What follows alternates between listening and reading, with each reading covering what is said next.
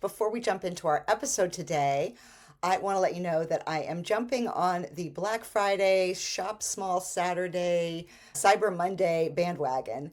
I thought it was a good time to offer my book with some extras, some bonuses, so that you are excited about giving the gift of creating a beautiful, meaningful home to yourself or to someone else who you think would really love it.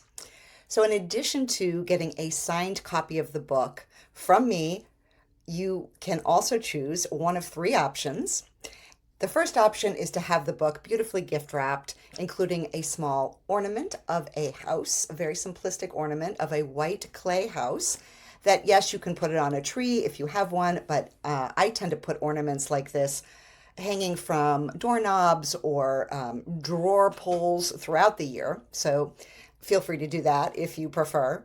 The second option is to get a signed copy of the book along with a private audio only slash podcast course that I have created called Unlock Your Signature Style. There are 4 episodes that you can listen to at your own pace, and in it you will really unlock what it is you have been trying to express about yourself in your home.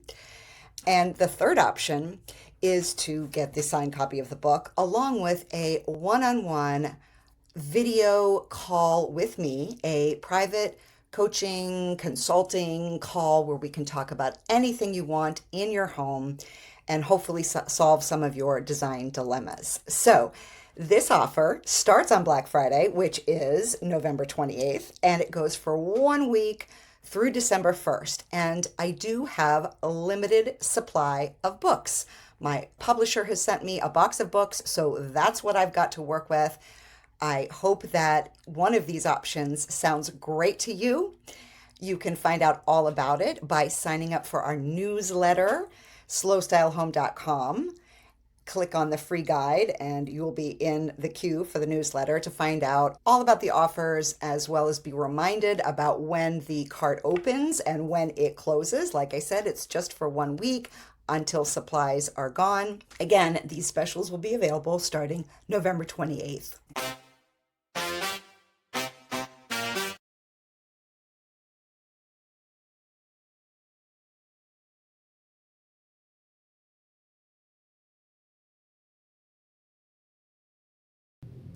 In today's episode, I thought I'd take you behind the scenes again, giving you another peek inside the making of my book, Slow Style Home. I know, I'm talking about it all the time. In previous episodes, what I discussed was what goes into getting a book deal and my marketing plan for once the book was out in the world. Today, I thought I would share the talk that I gave at the official launch party for the book, which took place in Boston in September of this year. We did not get this talk recorded live, so unfortunately you can't see what the party looked like, but I'm including photos from the party here as well as on the show notes page for this episode on our website, slowstylehome.com. For now, imagine a beautiful rug showroom with chairs set up in rows and me standing up in the front with a hand-woven rug hanging behind me.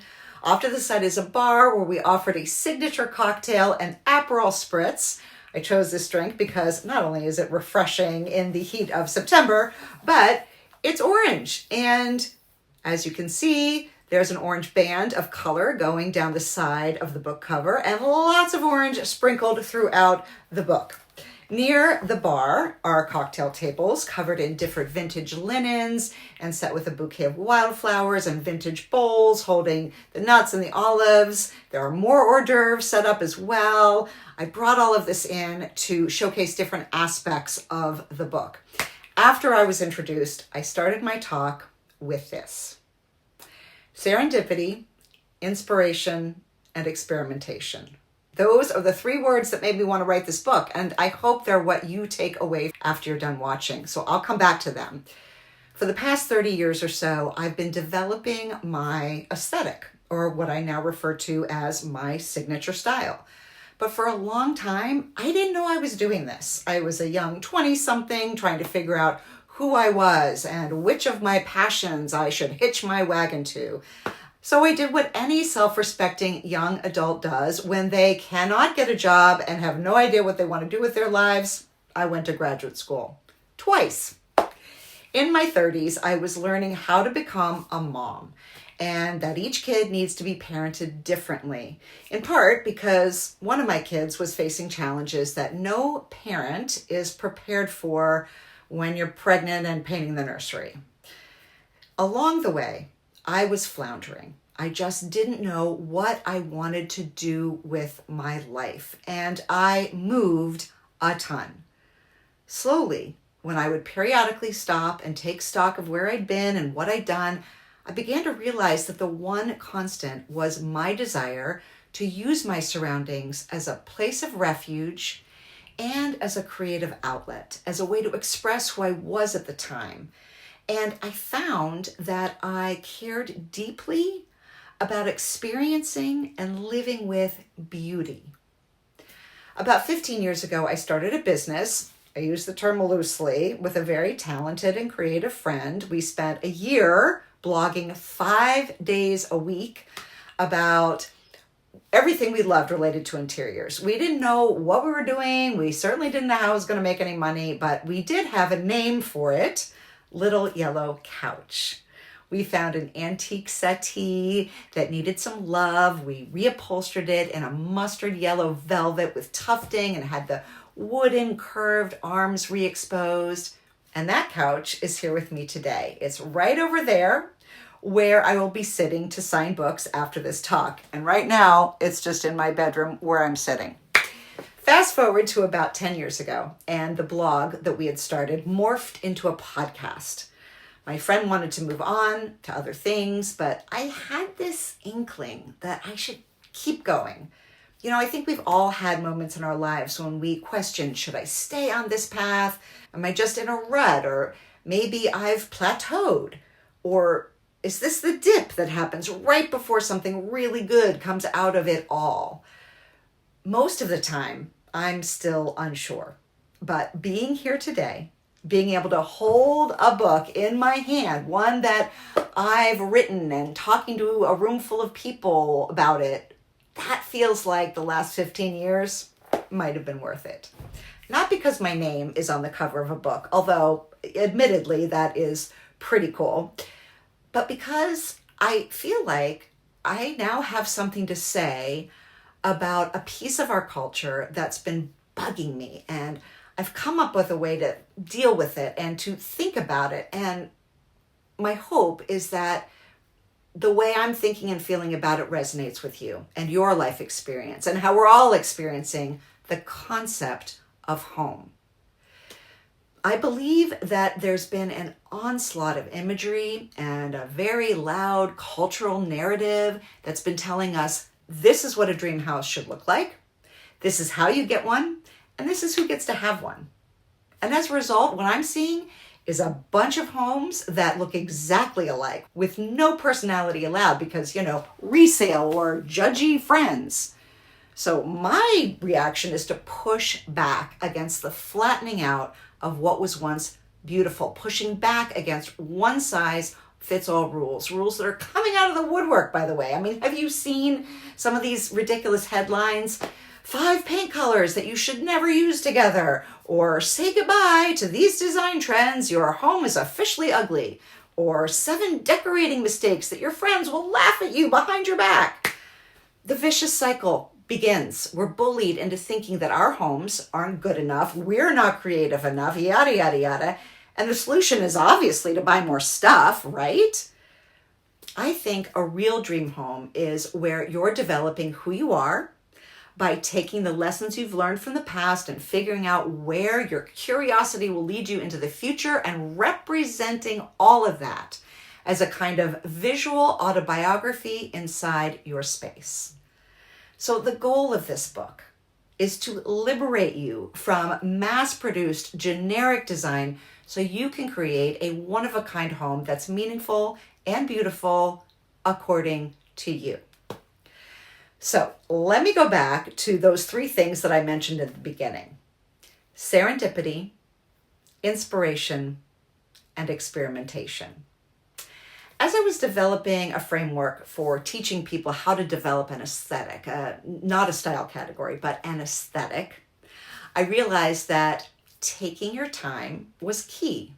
And here's why. When you go slowly, you're allowing serendipity to take hold. Serendipity is like the magic fairy dust that's sprinkled all over your home. It's the secret ingredient. When you're not in a rush to buy everything all at once, you become open to finding unexpected objects, unexpected solutions to what your rooms may be missing. So if you're wishing that you had one of those chic homes where it looks collected over time and everything seems to be effortlessly pulled together, you have to actually say yes to some quirky surprises and add them to the mix, and you're only going to find them if you allow for serendipity.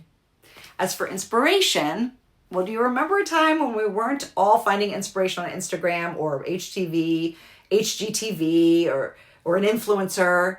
How about taking inspiration from your own personal experiences instead?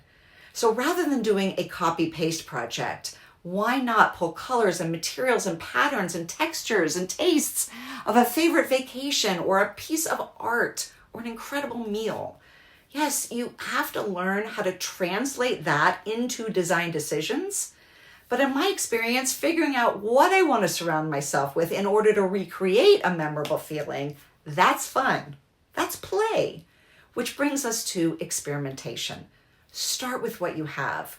Move stuff around. Change how you use the space. Combine things in new ways and pretend that you're Jane Goodall and you're looking at your gorilla troupe and seeing how they react to when you switch the dining table all over the place. What you're doing, besides driving your family crazy, is that you're coming to understand things like scale and visual weight and narrative and color theory, not in an academic way, but in a hands-on way.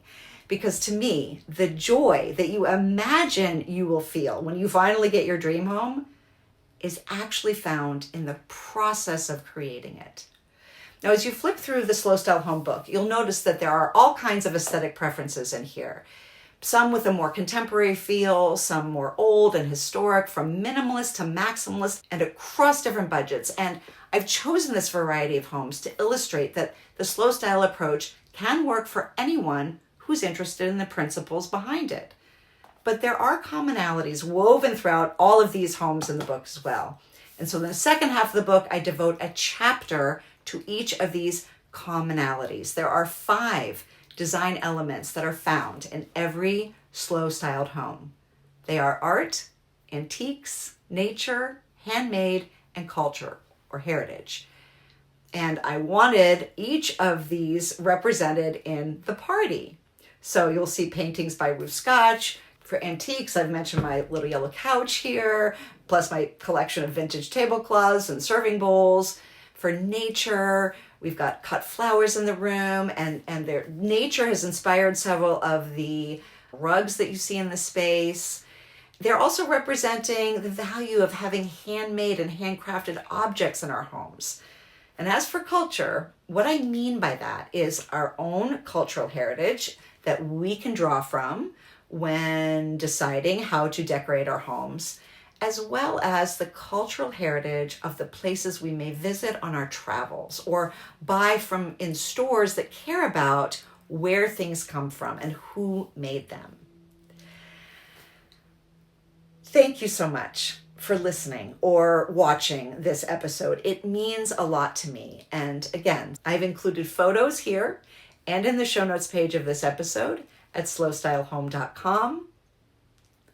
If you'd like to purchase the book, you can do so on Amazon, barnesandnoble.com, or bookshop.org, which is my personal favorite because they work with local independent bookstores to fulfill online orders. And thank you so much. May your home feed your soul.